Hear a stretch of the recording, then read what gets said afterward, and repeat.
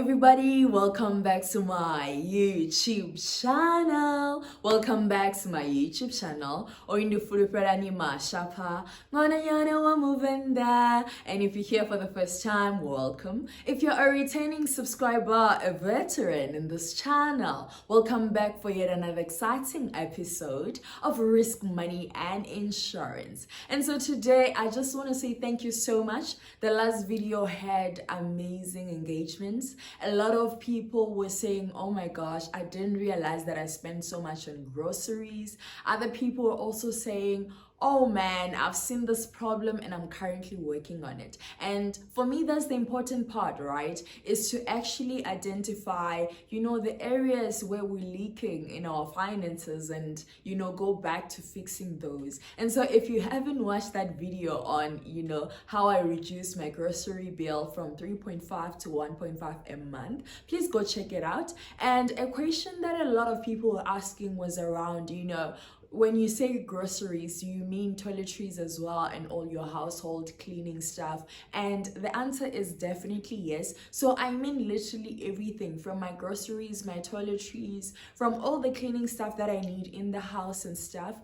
That's literally, what I mean. And you can go back to the comment section and just browse through the questions that people asked and my responses. But anyways, today's video is a bit different. I'm actually shooting this video for the second time because the first time I shot it, I was in the car and the sound wasn't amazing. I realized it only later on that the sound is trash. So I decided, let me just record the video again for you guys because I want to bring you guys quality content. And today we're talking owning a car, right, versus using Uber. I mean, that is a very juicy, conversation that it's, you have to decide what's your cup of tea. But anyways, just starting, with my story, when I came out of university, I definitely didn't have a car. My parents didn't surprise me with a brand new car. I wish, guys, poverty. I wish my parents actually but I didn't. But at the same time, I kind of felt like I didn't want a car to be the first thing I buy, right? Which in the next few weeks, I will reveal why I ended up buying a car first. So in my first year of work, my thing was I want to save enough to actually buy property, buy a property I'll be staying in instead of buying rent. Because most of my financial decisions really are long-term based. I always have a long-term view rather than okay, short-term and stuff. But sometimes, you need to consider the short-term. You can't just consider the long-term because circumstances in the short term might not allow you to achieve your long-term financial goal. So essentially, I was saving up to actually buy an apartment first before I buy a car, because then there's that conversation: do you buy a car first, you buy an apartment first or whatever. But at the end of the day, there's no manual, right? So while I was in the process of trying to get a car, something happened and I just ended up deciding, screw it. A car was going to be my second purchase anyway. So at this point in time, let me actually get a car, right? And of course, I feel like I spent most of my first year of work trying to figure out what kind of a car do I want? And this frustrated my sister so much. I'm sorry if you're watching this, sis. It frustrated her so much because I just kept changing my mind. I couldn't make up my mind in terms of this is the car that I want to buy. I considered so many cars. At some point, I was considering a Hyundai i20. I changed my mind. I also considered a Suzuki Swift. I changed my mind. And then at some point, it was a Mazda CX-3, CX-5. I changed my mind a lot, right? And one of the reasons why I kept on changing my mind was actually because, honestly, a car is a huge financial commitment, right? Especially if you're not going to be buying it cash. And also my thing was that I don't want to buy a second-hand car because I'm like, I want to actually, use this car for like a number of years, right? I don't want to trade it in the next 3 years because I've outgrown it, or like trade it in the next, year because I feel like I need an upgrade. I was like, well, I need something that I can actually keep. Like I need a car that I can buy and keep, right? But then I will sell it when it doesn't actually make sense for me to keep the car anymore. So after like keeping it for long, at some point, because its value is actually decreasing, it wouldn't actually make sense to keep the car. So my thing is like, okay, and that's not going to be in the next 3 years or so, right? So I was like, okay, cool.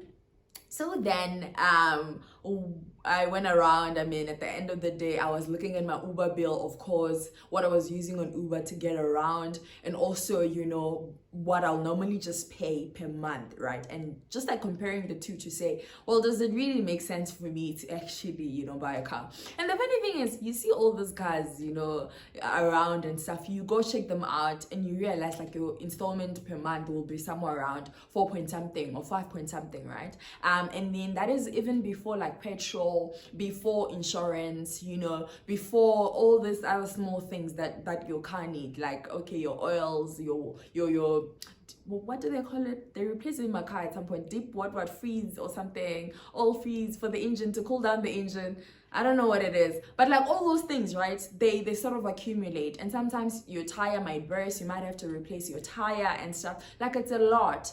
And I was just thinking about, now that I've been like driving for almost a year, like paying installments and stuff for almost a year, it would be a good idea to actually just reflect on the whole experience, right? Reflect on actually having a car versus when I was just using Uber. And my experience with Uber, I mean, it's been amazing. I've seen like a lot of stories popping up around, Uber or like Bolt drivers assaulting, women and stuff. Like, that's not on. And for me also, another huge consideration around actually getting my own car was the issue of safety, because we live in South Africa, guys. At the end of the day, we live in South Africa, and I know even like before I bought my car, I would always share my ride with Sasha. Sometimes I'll even take the picture of the driver and be like, dude, I'm in this Uber, I'm going to this place. If you don't hear from me in like 25 minutes, bruh, call me, check up what's going on. Because I just felt uncomfortable because of everything, that's been happening in South Africa. Our safety as women, we're not safe at the end of the day. And so you find that with Uber, right? And as much as we say that owning a car is actually expensive, what I came to realize was how much I was actually spending more money on Uber when I was in Joburg, right? I remember my first day of work. So I was actually meant to be using the Gautrain bus from my place to, my place of work, right? And in that process, the first day, I wanted to be a bit early. I saw that, I've already missed the bus. So let me just actually call in Uber and go to work. I'm like 5Ks from work. So that's not even, a huge distance. It's a small distance. I'm thinking, well, I shouldn't be paying, anything more than 100 rand really for that trip. But that morning, there was such a huge demand for Ubers. And the bill was around 250 for just that one trip over 5 kilometers. And from that day, I started like monitoring the prices to kind of like get an idea of, okay, when do they actually drop? And it's just like from 7 a.m. until like somewhere around 9:30 ish. That's when like the price will actually spike. And I'm like, this is not sustainable. I need to really catch the bus, right? But overall, using public transport was actually cheaper than actually owning a car, because then other times my other trips won't be like me going to work. My other trips will just be me visiting friends, me visiting family, me going out and all of that, where you'll spend like roughly 100 and something, honestly, depending on the distance that you're traveling. But also, it is quite expensive if you're going to be going out a lot. And at the end of the day, I mean, I didn't spend anything more than 2,000 on Uber while I was still just like while I didn't have a car. My bill, my transport bill wasn't anything more than 2,000. I wasn't spending on insurance, which is around 1 point something. I wasn't even spending on petrol because like it's the Uber driver's work. So it was relatively cheap, right, to actually just use an Uber. But at some point, going home and stuff and like going back home and all of that, I started realizing, well, at some point, dude, you'll have to get a car because moving around, like, it's becoming a bit difficult. And also just thinking about your own freedom and your own safety, right? Having your own car sort of helps with that. It helps you like with moving around. You can move around anytime. Not really anytime because it's Joburg anyway, but like at least even in the evenings, I know that if I go see a friend or whatnot, I can safely I can safely drive myself back home and stuff early in the evenings. I have smash and grab, so that also helps. Like all those things like help, and at the end of the day, I feel more comfortable when I'm driving myself rather than me calling on a stranger to actually drive me. So my main thing was around that. I just felt like my safety, right?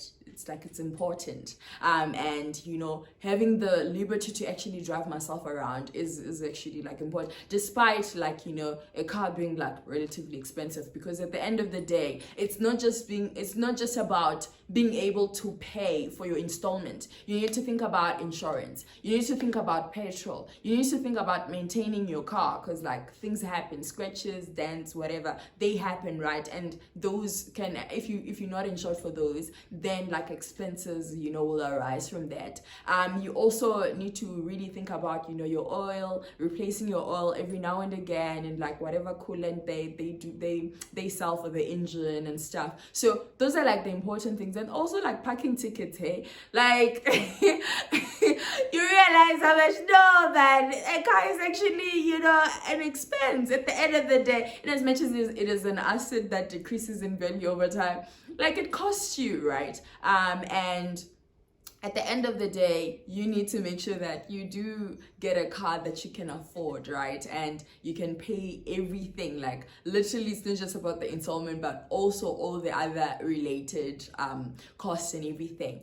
And so now I thought in this video, I would just say, well, knowing what I know now, right, about having a car, maintaining a car and everything, would I actually recommend having a car, right? And I was thinking about this. I was like, would I actually recommend that someone gets a car? Knowing what I know now with all the car stuff and stuff. And I feel like for me, if you do have the budget for it and you can afford everything without inconveniencing yourself to a point where like you're now like eating less, or you are now like just scraping from payday to payday, then definitely do it. I feel like it gives you a sense of freedom and safety as well, and like you get to move around and do what you love, right? And also you're not like running according to someone else's schedule, and that's what I love. If I want to go back home, literally I don't even have to check like what time the buses do what. I just decide I'm waking up early in the morning, I'm getting in my car, I'm going home. If I wake up today and I feel like I just want to do a drive, I can do that. Like all those things, like it gives you that much freedom, and like that you're driving yourself, so you're safe, which is like for me that's the main point. My safety is important,